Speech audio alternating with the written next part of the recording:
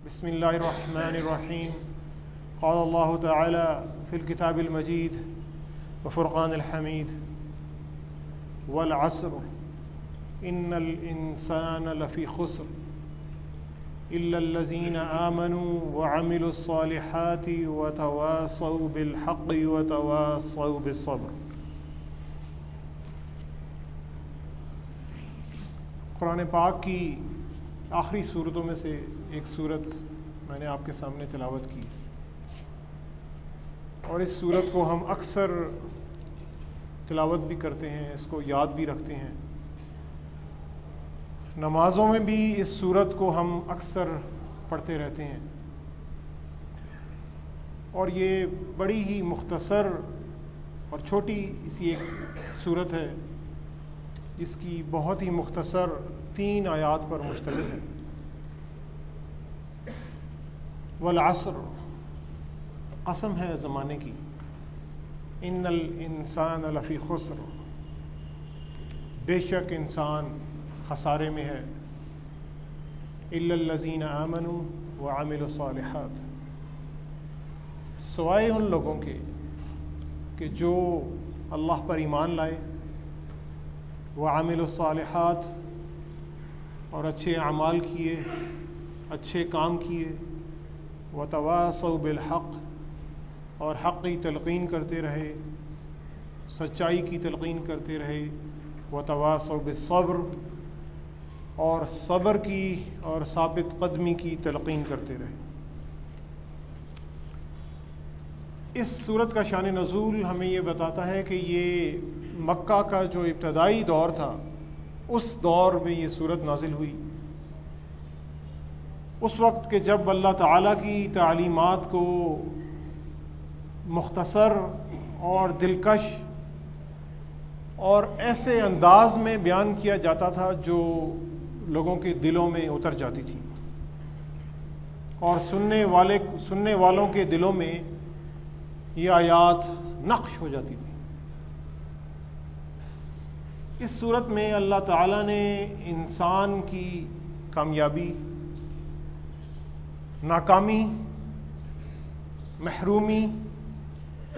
فلاح اور نجات، اور ابدی کامیابی یعنی جو ہمیشہ کے لیے رہنے والی کامیابی ہے، اس کا جو فلسفہ اور جو اس کا طریقہ کار ہے، وہ بالکل مختصر اور بڑے ہی جامع انداز میں اللہ تعالیٰ نے، اور وسیع معنی رکھنے والے فقروں میں اللہ تعالیٰ نے ہمیں سکھا دیا ہے۔ والعصر، قسم ہے زمانے کی، وقت کی، گزرے ہوئے وقت کی، آنے والے وقت کی۔ عصر عربی میں مختلف زمانے کے مختلف پہلوؤں کو اجاگر کرنے میں استعمال ہوتا ہے۔ دن کا جب ایک بڑا حصہ گزر جاتا ہے تو ہم عصر کی نماز پڑھتے ہیں، تو یہ دن جب ڈھل رہا ہوتا ہے تو اس وقت کو ظاہر کرتا ہے، یعنی دن کا بیشتر حصہ جب گزر چکا ہوتا ہے۔ جب سائے ڈھلنا شروع ہو جاتے ہیں تو عصر کا وقت شروع ہو جاتا ہے۔ عصر کا لفظ انسانی عمر اور انسانی تاریخ کے لیے بھی استعمال ہوتا ہے، اور وقت کے لیے بھی اس کا استعمال ہوتا ہے۔ تو یہاں پر اللہ تعالیٰ نے زمانے کی اور وقت کی قسم کھائی، اور اللہ تعالیٰ نے قرآن پاک میں کئی جگہوں پر اپنی مختلف دلیلوں کی قسم کھا کر انسان کو زندگی بسر کرنے کا ایک طریقہ بتا دیا۔ والضحیٰ کی قسم کھائی، والشمس کی قسم کھائی، لیل کی، رات کی قسم کھائی، اور اس طرح کئی چیزوں کی اللہ تعالیٰ نے قرآن میں ایسی چیزوں کی قسم کھائی ہے کہ جو ہمیں آنکھوں سے نظر آتی ہیں۔ وقت بھی انہی چیزوں میں سے ایک چیز ہے، اور اللہ تعالیٰ کی عطا کردہ نعمتوں میں سے ایک بہت بڑی نعمت ہے۔ اور وقت کوئی مادی چیز بھی نہیں ہے، یہ کوئی ایسی چیز نہیں ہے کہ جس کو ہم دیکھ سکیں، یعنی یہ ہمیں نظر نہیں آتی، ہم اس کو چھو بھی نہیں سکتے، لیکن یہ ایک ایسی حقیقت ہے کہ پتھر کے زمانے سے لے کر اور آج کی جو ماڈرن دنیا کا جو انسان ہے وہ وقت کی حقیقت کو بخوبی جانتا ہے، وہ وقت کی حقیقت سے انکار نہیں کر سکتا، اور اللہ تعالیٰ وقت کی قسم کھا کر کہتے ہیں کہ ان الانسان لفی خسر، بے شک انسان خسارے میں ہے، ایک بڑے نقصان کا شکار ہے۔ اب سوال یہ پیدا ہوتا ہے کہ انسان نقصان کا کس طرح شکار ہے اور وقت سے اس نقصان کا کیا تعلق ہے؟ خسارے کا مطلب ہم سمجھتے ہیں کہ ہم کوئی روپیہ کوئی مال کسی بزنس میں لگاتے ہیں اور جب وہ بزنس نفع نہیں دے رہا ہوتا اور جو اصل سرمایہ ہے وہ جب ڈوبنا شروع ہو جاتا ہے تو ہم کہتے ہیں کہ یہ جو بزنس ہے، یہ جو تجارت ہے، یہ نقصان کا شکار ہے، خسارے کا شکار ہے۔ اور یہ بات غور کرنے کی ہے کہ انسان کے پاس جو اصلی سرمایہ ہے وہ کیا ہے؟ کیا اس کا اصلی سرمایہ اس کی جوانی ہے، اس کی خوبصورتی ہے،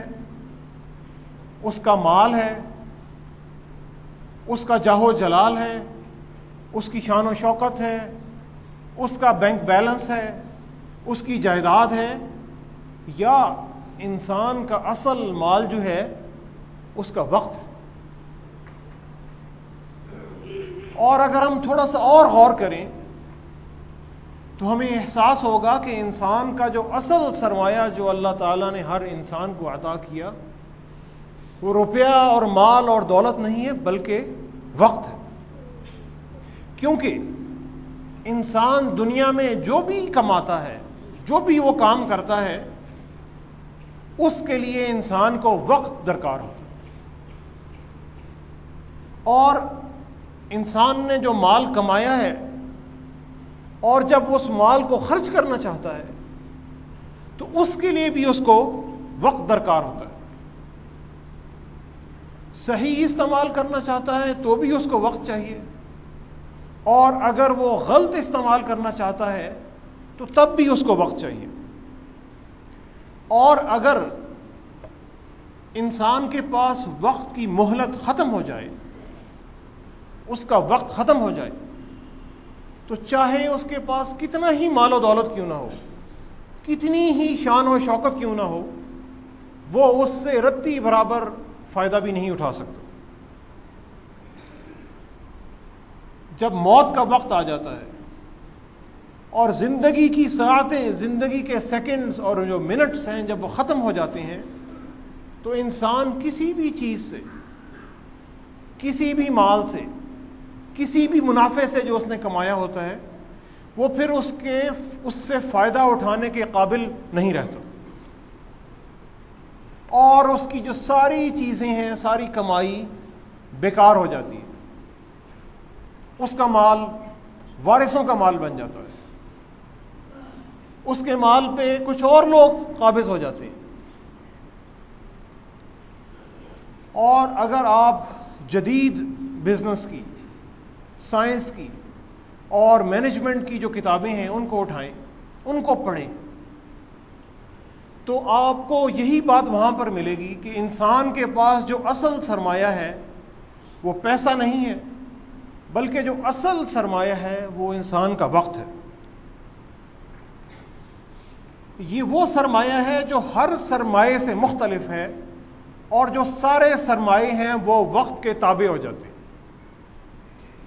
وقت ہے تو انسان ہر چیز کو حاصل کر سکتا ہے، اور اگر وقت نہیں ہے تو انسان کچھ بھی حاصل نہیں کر سکتا۔ ہم میں سے اکثر وہ لوگ جو نوکری پیشہ ہیں اور جو نوکری کرتے ہیں کسی بھی ادارے میں، ہم اپنے وقت کا ایک حصہ جو ہے مختص کر کے اس نوکری کو دے کر اور ان گھنٹوں کے عوض مال کماتے ہیں، یعنی اس کی ہم تنخواہ لیتے ہیں۔